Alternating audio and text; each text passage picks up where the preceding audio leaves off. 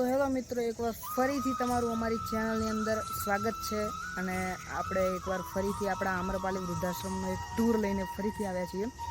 તો આ વખતે પણ તમને આમ્રપાલી આશ્રમનો એક જબરજસ્ત ટૂર કરાવીશું અને મજા કરાવીશું. તો તમે જોઈ શકો છો કે અહીં એક નવું બોર્ડ પણ એડ થયું છે આમ્રપાલી સંધ્યાજીવન કુટીર વૃદ્ધાશ્રમનું, કે જેની અંદર મુલાકાતીઓને આશ્રમને સમજવામાં સરળતા પડે છે.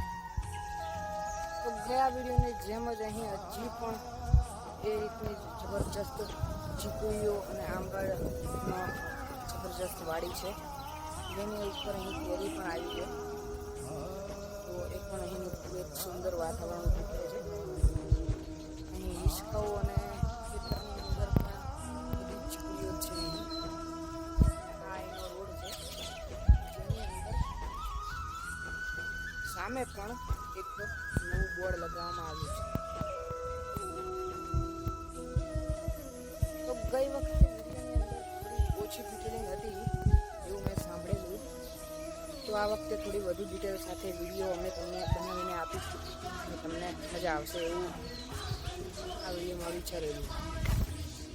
તો તમે અહીં આગળ વિડીયોથી મેં તમને બતાવીશ. તો તમને આગળ ધીમે ધીમે ઓફિસ પણ બતાવીશું, મંદિર પણ બતાવીશું, જમણવાર પણ બતાવીશું અને કુલરોની વ્યવસ્થા સાથે સાથે બગીચાનું સુંદર વાતાવરણ પણ બતાવીશું. તો આગળ વિડીયોમાં વધીએ ચાલો.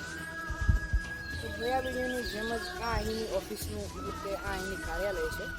તો કાર્યાલય પણ તમને અંદરથી અમે બતાવીશું. તો મિત્રો, તમે અહીંયા નિહાળી શકો છો કે અહીં આ ઓફિસની બહાર વૃદ્ધોનું હાજર અને ગેરહાજરનું લિસ્ટ અને સુવિચારો અને મોબાઈલ નંબર્સ વગેરે લખેલું હોય છે. તો અહીં કર્મચારી માટે એક સુંદર ડેસ્ક ઉપર પંખાની વ્યવસ્થા સાથે મુલાકાતીઓને બેસવા માટે સોફા, ટીપાઈ અને ફ્રીજ પણ અહીંયા ફ્રીજની પણ વ્યવસ્થા છે. તો ખૂબ જ સુંદર અહીંની ઓફિસ છે. આગળ આપણે મંદિર નિહાળીશું અને બગીચો. તો મિત્રો, અહીં આ બગીચાની એન્ટ્રન્સ છે, ત્યાં આપણે જોઈએ એટલે આપણને સુંદર કેમ્પસ દેખાય છે કે જેની અંદર 36 રૂમો આવેલા છે. અને આ સુંદર બગીચાની વચ્ચોવચ્ચ આ 36 રૂમો ખૂબ જ અંદર ખૂબ જ મજા આવે છે. તો તમે જોઈ શકો છો કે અહીં બગીચાની આજુબાજુની અંદર સુંદર 36 રૂમો છે અને વચ્ચોવચ્ચ શ્રી શિવ સાંઈરામનું મંદિર છે. અને અહીં વૃદ્ધો બગીચાની અંદર હિંચકાની અંદર બેઠા બેઠા બગીચાની મજા લેતા હોય છે. તમે નિહાળી શકો છો. કાકા અહીં મસ્ત મોજ કરી રહ્યા છે. અને અહીં એક બેન પણ બેઠા છે. અને આ રીતે સુંદર બગીચો છે. તમે પણ અહીંયા મુલાકાતે આવશો. અને અહીં એક બીજું પણ આશ્રમનું એક સુંદર બોર્ડ લગાવેલું છે, જે આપણે વાત કરી તેમજ કે મુલાકાતીઓને સમજવામાં સરળતા રહે. હવે આપણે આરતીનો સીન જોઈશું.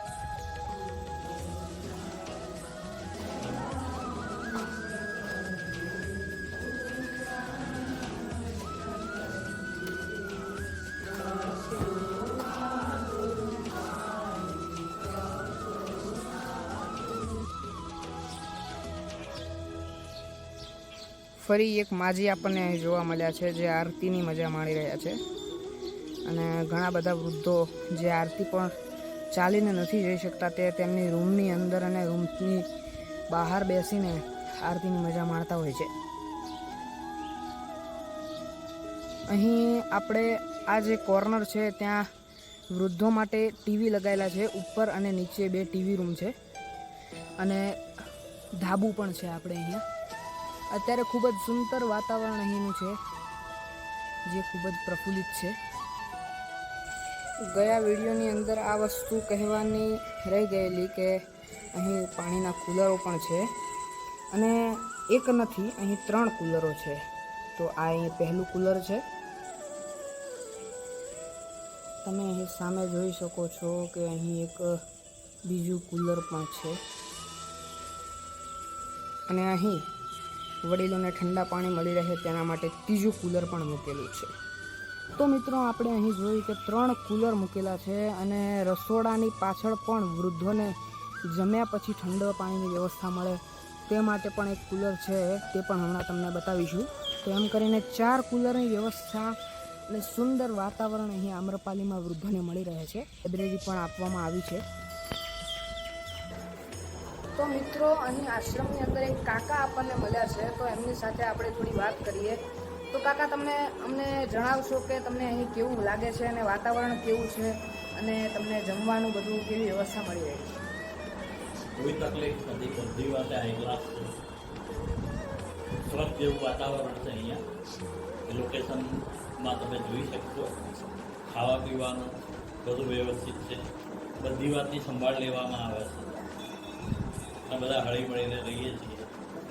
આનંદનું વાતાવરણ છે. મોજે મોજ રોજે રોજ જેવું છે. ઓકે, તો તમે જોયું કે આ કાકાનો અભિપ્રાય આપણને ખૂબ જ સારો મળ્યો છે. તેના ઉપરથી આપણને જણાય છે કે આશ્રમનું વાતાવરણ કેટલું શાંત અને સુંદર. તો મિત્રો, અહીં આ આશ્રમનું એક બોર્ડ છે કે જ્યાં વૃદ્ધો જમવા આવે છે, તો તેમને બહારથી જ ખબર પડી જાય કે આજે શું મેનુ છે. તો તે રીતે તેઓ નક્કી કરી શકે છે. અને અહીં કોઈના તરફથી પણ જમણવાર આવ્યો હોય તો તે પણ તેની રીતે અહીં તેનું નામ ને એ બધું લખાવી શકે છે. તો તમે નિહાળી શકો છો એકવાર બોર્ડ. આજે જમણવાર હતો બપોરે. લાડુ, ખાંડવી, પૂરી, ગવારનું શાક, ચણા, દાળ, ભાત, પાપડ અને છાશ.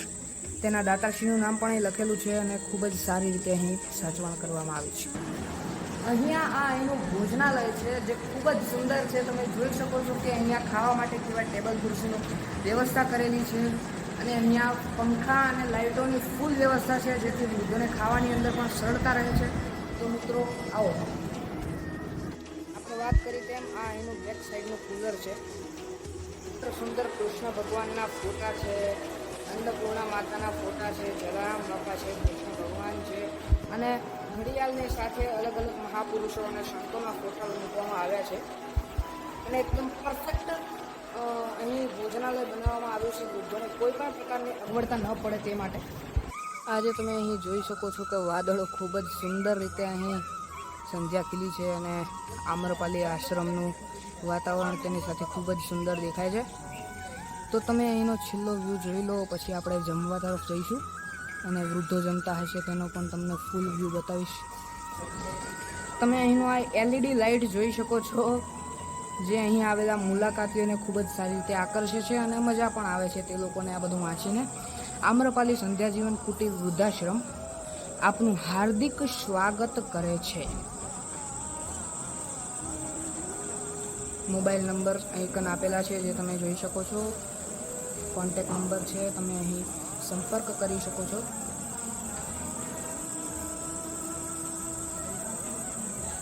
અમદાવાદ ઓફિસનો મોબાઈલ નંબર પણ અહીં આપેલો છે.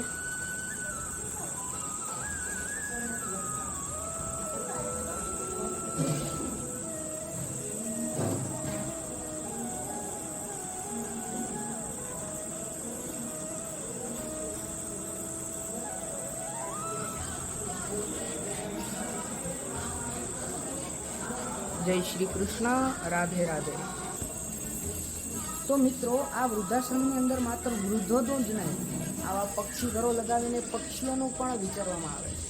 આખા કેમ્પસની અંદર આ રીતે આવા પક્ષી ઘરો લગાવેલા છે અને આખા કેમ્પસની અંદર આ પક્ષી ઘરોથી પક્ષીઓ પાણી પીવે છે અને ચા ખાય છે.